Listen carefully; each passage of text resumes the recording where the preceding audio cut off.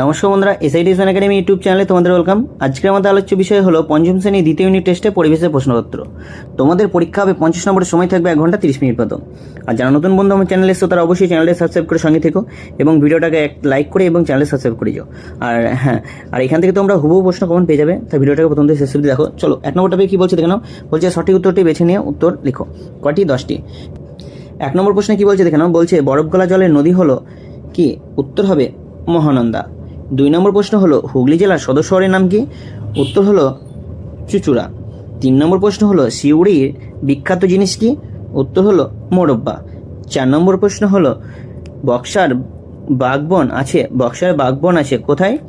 উত্তর হলো জলপাইগুড়ি।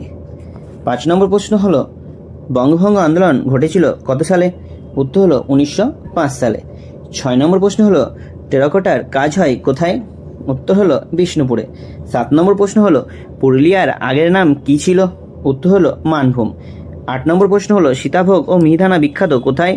উত্তর হলো বর্ধমানে। 9 নম্বর প্রশ্ন হলো দার্জিলিং, পুরুলিয়া না বীরভূম এর পাহাড়ে চা চাষ হয়? উত্তর হলো দার্জিলিং। 10 নম্বর প্রশ্নে কি বলছে দেখানো। বলছে একটি লুপ্তপ্রায় মাছের নাম করো। উত্তর হলো সরপুটি। 2 নম্বর দেখো, 2 নম্বরে কি বলছে শূন্যস্থান পূরণ করো। 2 নম্বর টপিকে বলছে 1 নম্বর প্রশ্ন হলো জলপাইগুড়িতে ড্যাশ বনে একশৃঙ্গ বিশিষ্ট গন্ডার আছে। এটা হবে গরুমারা।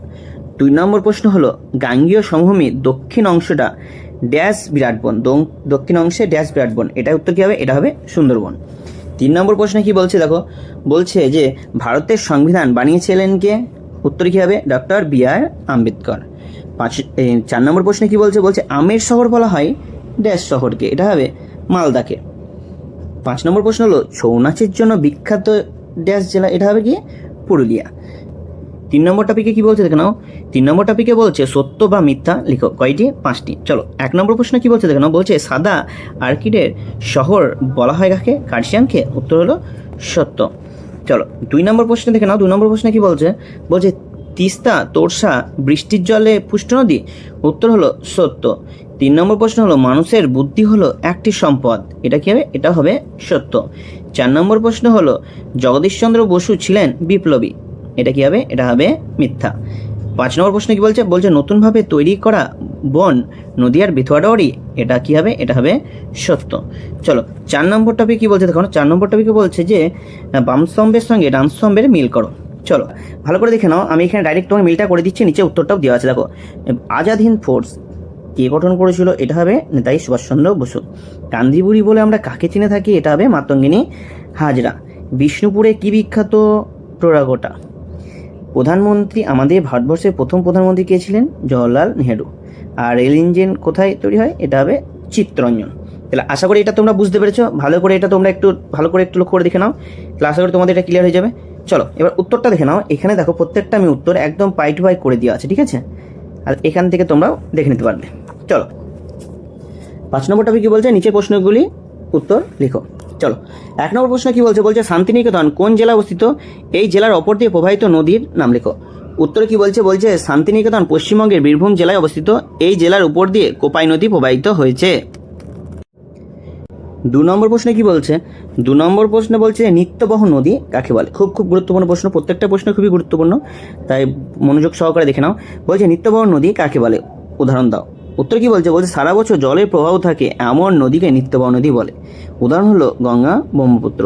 3 নম্বর প্রশ্ন হলো ভারতের সবুজ বিপ্লব বলতে কি বোঝো? চলো 1960-এর দশকে। উত্তর কি বলছে? 1960-এর দশকে ভারতে কৃষি উৎপাদন বৃদ্ধির জন্য যে বৈজ্ঞানিক পদ্ধতি গ্রহণ করা হয়েছিল তাকেই সবুজ বিপ্লব বলা হয়। 4 নম্বর প্রশ্ন কি বলছে? বলছে কার জন্মদিন শিশু দিবস হিসেবে পালন করা হয়?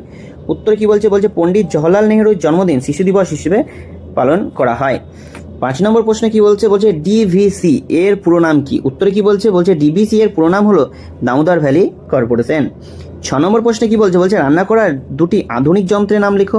উত্তরে কি বলছে? বলছে রান্না করার 2টি আধুনিক যন্ত্র হলো মাইক্রোওভেন ও ইন্ডাকশন চুলা।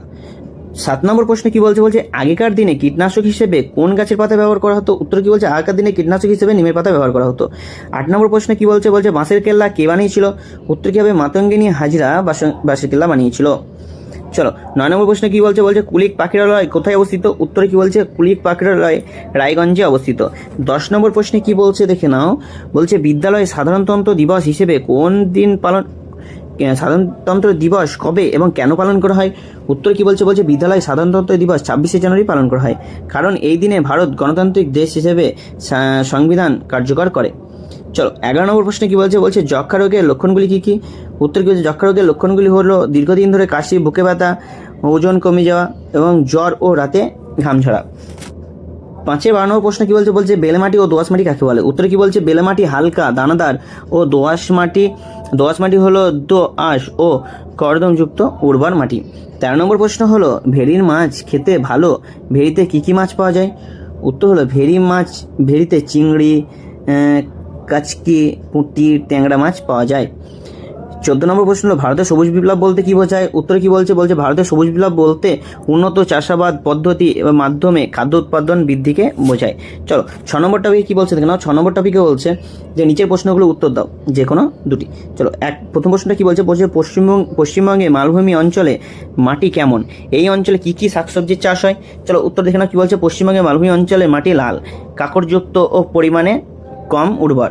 এই অঞ্চলে মূলত আলু, টমেটো, বেগুন, কুমড়া ইত্যাদি শাকসবজি চাষ করা হয়। 2 নম্বর প্রশ্নে কি বলছে, ম্যানগ্রোভ জাতীয় উদ্ভিদ কোথায় দেখা যায়? এই জাতীয় গাছের বৈশিষ্ট্য লেখো এবং উদাহরণ দাও। উত্তর কি বলছে, ম্যানগ্রোভ জাতীয় উদ্ভিদ সুন্দরবন অঞ্চলে দেখা যায়। এর বৈশিষ্ট্য হলো লবণাক্ত জলে জন্মায়, শ্বাসমূল থাকে। উদাহরণ হলো গড়ান ও সুন্দরী। ভিডিওটা কেমন লাগলো অবশ্যই কমেন্ট করে জানিও। কারো কোনো প্রশ্ন থাকলে অবশ্যই কমেন্ট করে দিও এবং ভিডিওটাকে তোমাদের বন্ধুর সঙ্গে শেয়ার করতে ভুলো না। দেখা হচ্ছে পরবর্তী ভিডিওতে। ধন্যবাদ।